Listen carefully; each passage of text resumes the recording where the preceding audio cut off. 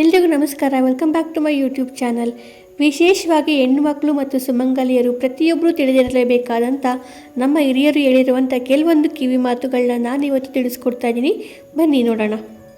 ಅದಕ್ಕೂ ಮುಂಚೆ ಇನ್ನೂ ಯಾರೆಲ್ಲ ನನ್ನ ಚಾನಲ್ಗೆ ಸಬ್ಸ್ಕ್ರೈಬ್ ಮಾಡಿಲ್ಲ ದಯವಿಟ್ಟು ಸಬ್ಸ್ಕ್ರೈಬ್ ಮಾಡ್ಕೊಳ್ಳಿ. ಮುಸ್ಸಂಜೆ ಹೊತ್ತು ದೇವರ ದೀಪ ಹಚ್ಚುವ ಸಮಯದಲ್ಲಿ ಮನೆಯ ಮುಂಭಾಗದ ಬಾಗಿಲನ್ನು ತೆರೆದಿಟ್ಟು ಹಿಂಭಾಗದ ಬಾಗಿಲನ್ನು ಮುಚ್ಚಿರಿ. ಮನೆಯ ಮುಖ್ಯ ದ್ವಾರದ ಹೊಸ್ತಿಲ ಮೇಲೆ ನಿಲ್ಲಬೇಡಿ. ಬೇರೆಯವರನ್ನು ನಿಲ್ಲಲು ಬಿಡಬೇಡಿ. ನಿಲ್ಲದಂತೆ ಎಚ್ಚರ ವಹಿಸಿ. ದೀಪ ಬೆಳಗಿಸಿದ ನಂತರ ಮನೆಯಲ್ಲಿ ಕಸ ಗುಡಿಸಬೇಡಿ. ರಾತ್ರಿ ಮಲಗುವ ಮುಂಚೆ ಕಸವನ್ನು ಹೊರಗೆ ಹಾಕಬೇಡಿ. ಒಂದು ಕಡೆ ಗುಡ್ಡೆ ಮಾಡಿ ಶೇಖರಿಸಿಟ್ಟು ಬೆಳಗಿನ ಜಾವ ಸೂರ್ಯೋದಯದ ನಂತರ ಹೊರಗೆ ಹಾಕಿ. ಪೊರಕೆಯ ತುದಿಯ ಭಾಗವನ್ನು ಮೇಲೆ ಮಾಡಿ ನಿಲ್ಲಿಸಬೇಡಿ. ಅದು ಸ್ಮಶಾನದ ಸೂಚಕವಾಗಿದೆ. ಹಾಗೆ ಇಡುವುದು ಸತ್ತವರ ಮನೆಯಲ್ಲಿ ಮಾತ್ರ. ಮೊರ ಪೊರಕೆಗಳನ್ನು ಕಾಲುಗಳಿಂದ ಒದೆಯಬೇಡಿ ಅಥವಾ ತುಳಿಯಬೇಡಿ. ಅಕಸ್ಮಾತ್ ಕಾಲು ತಗುಲಿದರೆ ಪೊರಕೆಗೆ ನಮಸ್ಕರಿಸಿ. ಚಪ್ಪಾಳಿಗಳನ್ನು ಮುಖ್ಯ ದ್ವಾರದ ಎದುರಿಗೆ ಅಕ್ಕಪಕ್ಕ ಇಡಬೇಡಿ. ಸ್ವಲ್ಪ ದೂರದಲ್ಲಿ ಇಟ್ಟರೆ ಒಳ್ಳೆಯದು. ರಂಗೋಲಿ ಹಾಕದೆ ಬಾಗಿಲು ಮುಂಭಾಗವನ್ನು ಸಾರಿಸಿ ಇಡುವುದು ಒಳ್ಳೆಯದಲ್ಲ. ಯಾವುದಾದರೂ ಒಂದು ಪುಟ್ಟ ರಂಗೋಲಿಯನ್ನಾದರೂ ಹಾಕಬೇಕು. ಮನೆಯ ಗೋಡೆಗಳ ಮೇಲೆ, ದೇವರ ಮನೆ ಮುಂತಾದ ಸ್ಥಳಗಳಲ್ಲಿ ಶಾಹಿ ಅಥವಾ ಕರಿ ಬಣ್ಣದಿಂದ ವಿಕಾರ ಆಕೃತಿಗಳನ್ನು ಬರೆಯಬೇಡಿ. ನಿಮ್ಮ ಮಕ್ಕಳಿಗೆ ಬರೆಯಲು ಬಿಡಬೇಡಿ. ನಡೆಯುವಾಗ ಪಾದವನ್ನು ನೆಲಕ್ಕೆ ಸವರಿಕೊಂಡು ಓಡಾಡಬೇಡಿ. ಕಾಲನ್ನು ಎತ್ತಿ ಇಟ್ಟು ನಡೆಯಿರಿ. ಶಬ್ದ ಕಡಿಮೆ ಇರಲಿ. ಹೆಣ್ಣು ಮಕ್ಕಳು ಕಾಲ್ಗೆಜ್ಜೆ ಧರಿಸುವುದು ಒಳ್ಳೆಯದು. ಮಂಗಳವಾರ ಮತ್ತು ಶುಕ್ರವಾರ ಯಾರನ್ನು ಅವ್ಯಾಚ್ಯ ಶಬ್ದಗಳಿಂದ ಬೈಯಬೇಡಿ. ವಿಶೇಷವಾಗಿ ಹೆಣ್ಣು ಮಕ್ಕಳನ್ನು ಆ ದಿನಗಳಲ್ಲಿ ಬೈಯಲಾಗದು. ಅವರ ಮನಸ್ಸನ್ನು ನೋಯಿಸಬಾರದು. ಹರಿದು ಹೋದ ಬಟ್ಟೆಗಳನ್ನು ಯಾವ ಕಾರಣಕ್ಕೂ ಧರಿಸಬೇಡಿ. ಧರಿಸಿದರೆ ಮಾಟ ಮಂತ್ರ, ದೃಷ್ಟಿಗಳ ಪ್ರಭಾವ ಬೇಗ ಬೀಳುತ್ತದೆ. ಕೈಕಾಲುಗಳ ಉಗುರುಗಳನ್ನು ವಿಪರೀತ ಬೆಳೆಸಬೇಡಿ. ಅದು ದಾರಿದ್ರ್ಯದ ಸಂಕೇತವಾಗಿದೆ. ಉಗುರುಗಳನ್ನು ಸಂಜೆ ರಾತ್ರಿ ಕತ್ತರಿಸಬೇಡಿ. ಶುಕ್ರವಾರ, ಮಂಗಳವಾರ, ಶನಿವಾರ ಕತ್ತರಿಸಬಾರದು. ಕತ್ತರಿಸಿದ ಉಗುರುಗಳನ್ನು ಮನೆಯಲ್ಲಿ ಎಲ್ಲೆಂದರಲ್ಲಿ ಎಸೆಯಬಾರದು. ಹಾಲು ಚೆಲ್ಲಿದರೆ ತುಳಿದುಕೊಂಡು ಓಡಾಡಬೇಡಿ. ವಸ್ತ್ರದಿಂದ ಕೈಗಳಿಂದ ಒರೆಸಿ. ಮನೆಯಲ್ಲಿ ಹೆಣ್ಣು ಮಕ್ಕಳು ಕೆದರಿದ ಕೂದಲು ಬಿಟ್ಟುಕೊಂಡು ಓಡಾಡಬಾರದು. ಕುಂಕುಮವಿಲ್ಲದ ಹಣೆಯಲ್ಲಿ ಕೆದರಿದ ಕೂದಲು, ಅರಿಶಿಣ ಹಚ್ಚದ ಕೈಗಳು ಮಹಿಳೆಯರಿಗೆ ಅಶುಭ ಸಂಕೇತವಾಗಿದೆ. ಮುಸ್ಸಂಜೆ ಮತ್ತು ಸೂರ್ಯಾಸ್ತದ ನಂತರ ತಲೆ ಕೂದಲನ್ನು ಬಾಚಬಾರದು. ಹಾಸಿಗೆ, ಸೋಫಾ, ಮಂಚದ ಮೇಲೆ ಕುಳಿತು ಧ್ಯಾನ, ಪೂಜೆ ಮಾಡಬೇಡಿ. ಯಾವ ಫಲವೂ ದೊರೆಯದು. ಸೂರ್ಯೋದಯಕ್ಕೆ ಮುಂಚಿತವಾಗಿಯೇ ಹಾಸಿಗೆಯಿಂದ ಎದ್ದೇಳುವ ಅಭ್ಯಾಸ ಮಾಡಿಕೊಳ್ಳಿ.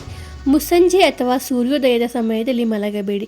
ಹಾಗೆ ಮಾಡಿದರೆ ದರಿದ್ರದ ಲಕ್ಷ್ಮಿ ಮನೆಯಲ್ಲಿ ತಾಂಡವವಾಡುತ್ತಾಳೆ. ಸುಮಂಗಲಿಯರ ಬೈತಲೆಯಲ್ಲಿ ಯಾವಾಗಲೂ ಕುಂಕುಮ ಇರಲೇಬೇಕು.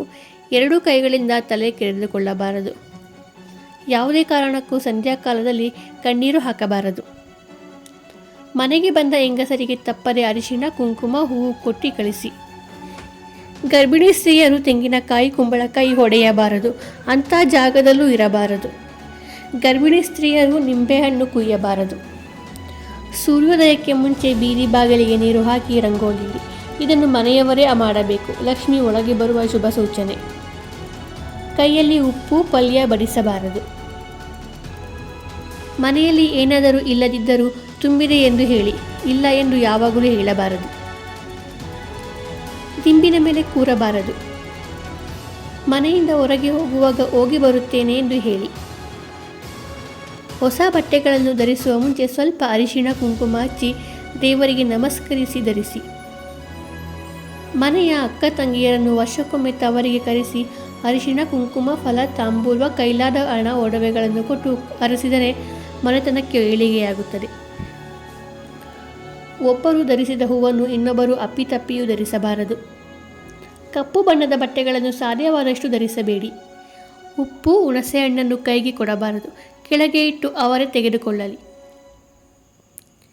ಪ್ರತಿದಿನ ಊಟಕ್ಕೂ ಮುಂಚೆ ಕಾಗೆಗೆ ಅನ್ನ ಇಡಿ. ಹಸುವಿಗೆ, ನಾಯಿಗೆ, ಬೆಕ್ಕಿಗೆ ಊಟದ ಮುಂಚೆ ಮತ್ತು ನಂತರ ಆಹಾರ ನೀಡಿ. ಒಡೆದ ತೆಂಗಿನಕಾಯಿಯ 3 ಕಣ್ಣಿರುವ ಭಾಗವನ್ನು ನೀವು ಇಟ್ಟುಕೊಂಡು ಉಳಿದ ಭಾಗವನ್ನು ಇತರರಿಗೆ ಕೊಡಿ. ಕಾಲಿನ ಮೇಲೆ ಕಾಲು ಹಾಕಿ ಕುಳಿತುಕೊಳ್ಳುವುದು, ಕಾಲು ಅಲುಗಾಡಿಸುತ್ತಾ ಕೂರುವುದು, ಒಂಟಿ ಕಾಲಿನಲ್ಲಿ ನಿಲ್ಲುವುದು ಮಾಡಬಾರದು. ಇದರಿಂದ ದರಿದ್ರ ಬರುತ್ತದೆ. ಸುಮಂಗಲಿ ಸ್ತ್ರೀಯರು ಮುನಿಸಿಕೊಂಡು ರಾತ್ರಿ ಊಟ ಮಾಡದೆ ಮಲಗಬಾರದು. ಹೂವು ಮಾರಾಟಕ್ಕೆ ಬಂದಾಗ ಬೇಡ ಎನ್ನಬಾರದು. ನಾಳೆ ತೆಗೆದುಕೊಳ್ಳುತ್ತೇನೆ ಎಂದು ಹೇಳಿ. ಪೀಡೆ, ದರಿದ್ರ, ಶನಿ, ಕಷ್ಟ ಎಂಬ ಪದಗಳನ್ನು ಬಳಸಬೇಡಿ. ಮನೆಯಲ್ಲಿ ಧೂಳು, ಕಸ, ಜೇಡರ ಬಲೆ ಇರಬಾರದು. 10 ದಿನಗಳಿಗೊಮ್ಮೆ ಮಂಗಳವಾರ, ಶುಕ್ರವಾರ ಅಲ್ಲದ ದಿನಗಳಲ್ಲಿ ಧೂಳುಗೂಡುಗಳನ್ನು ತೆಗೆದು ಸ್ವಚ್ಛಗೊಳಿಸಿ. ಇತರ ಸಲಹೆಗಳು: ಶ್ರಾದ್ದ ದಿನದಂದು ಮನೆ ಮುಂದೆ ರಂಗೋಲಿ ಹಾಕಬಾರದು. ದಿಂಬು ಕವರ್, ಬೆಡ್ಶೀಟ್ಗಳನ್ನು ಆಗಾಗ ಒಗೆಯಿರಿ. ಸೂಕ್ಷ್ಮ ಕ್ರಿಮಿಗಳಿಂದ ಹಾನಿ ಬರುತ್ತದೆ. ಒಳ್ಳೆಯ ಕೆಲಸಗಳನ್ನು ಶುಕ್ಲ ಪಕ್ಷದಲ್ಲಿ ಅಮಾವಾಸ್ಯೆ ಹುಣ್ಣಿಮೆ ತನಕ ಮಾಡಿ. ಮಹಿಳೆಯರು ಸಂಜೆ ತುಳಸಿ ಗಿಡದ ಬಳಿ ದೀಪ ಹಚ್ಚಿ ಪೂಜೆ ಮಾಡಿದರೆ ಒಳ್ಳೆಯದು. ಮಹಿಳೆಯರು ಯಾವಾಗಲೂ ಕೂದಲು ಬಿಟ್ಟಿರಬಾರದು. ಅದು ಜ್ಯೇಷ್ಠ ದೇವಿ ಸ್ವರೂಪ, ಮಂಗಳ ಕಾರ್ಯಗಳಿಗೆ ವಿಘ್ನ. ಈ ಮಾಹಿತಿ ಇಷ್ಟವಾದರೆ ಲೈಕ್ ಮಾಡಿ, ಹಾಗೆ ನಮ್ಮ ಚಾನಲ್ಗೆ ಸಬ್ಸ್ಕ್ರೈಬ್ ಮಾಡಿಕೊಳ್ಳಿ. ಧನ್ಯವಾದಗಳು.